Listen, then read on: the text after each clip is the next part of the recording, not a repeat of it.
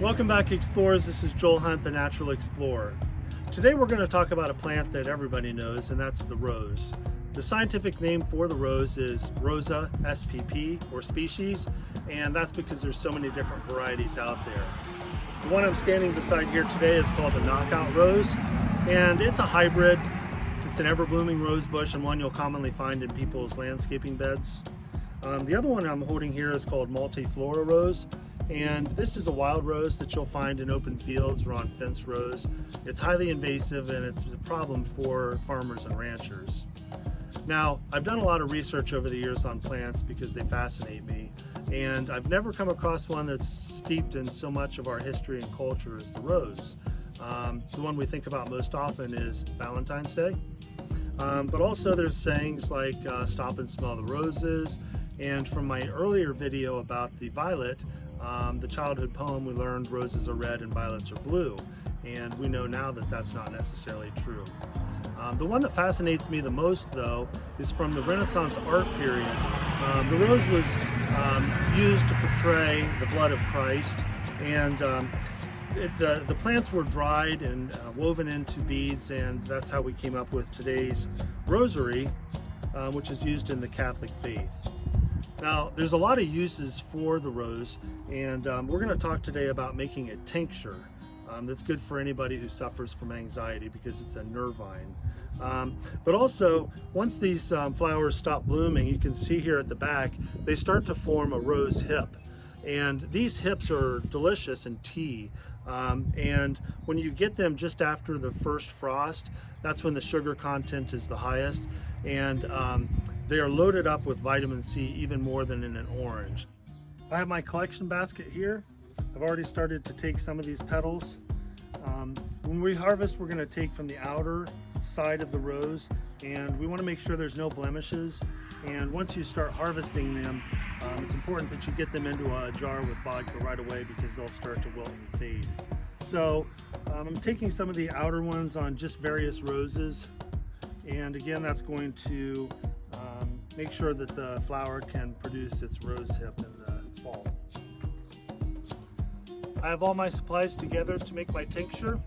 I harvested all these beautiful rose petals. I have my jar, and with the jar we're going to pack it to the top with rose petals. And I have my 100 proof vodka, and the reason we use 100 proof is because it's 50% alcohol, 50% water, and that way it takes out the alcohol soluble properties as well as the water soluble properties. And I have last year's tincture that I made, and I wanted to show you that after it sits for 10 to 12 weeks, it makes this really nice tincture that you drop under your tongue. And you know, you have to play with the dosages yourself just to see what works best for you. So I do use this for anxiety. I also have with me some rose hips from last year that I had harvested, and I dried them out and I use these for tea. And I let them brew for about 10-15 minutes in hot water. So let's go ahead and get started.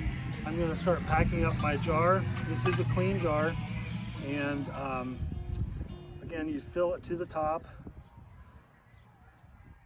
I might even have enough for two, which would be great. And when you're using the vodka, you need to make sure that you fill it clear to the top so it starts to spill over when you put your lid on. That prevents any oxidation, which would ruin your tincture. There.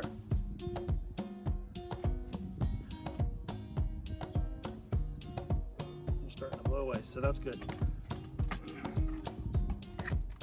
Now I have some vodka that I had used in a previous tincture, so I'm going to use it up first, and then if we need to, we'll open the next one. So just fill it up. You can see that very well.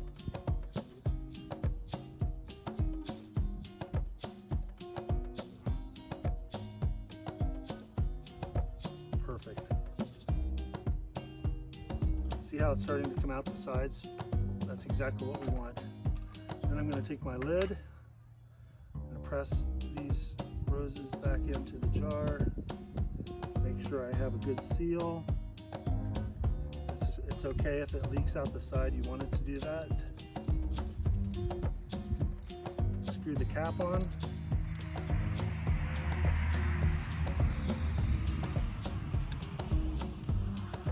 Easier said than done, right? There we go.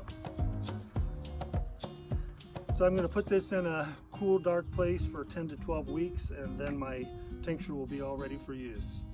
I hope you enjoyed today's program. If you did, please click like and subscribe, and visit me on Instagram at Joel Hunt, the Natural Explorer. Until next time, get out and explore.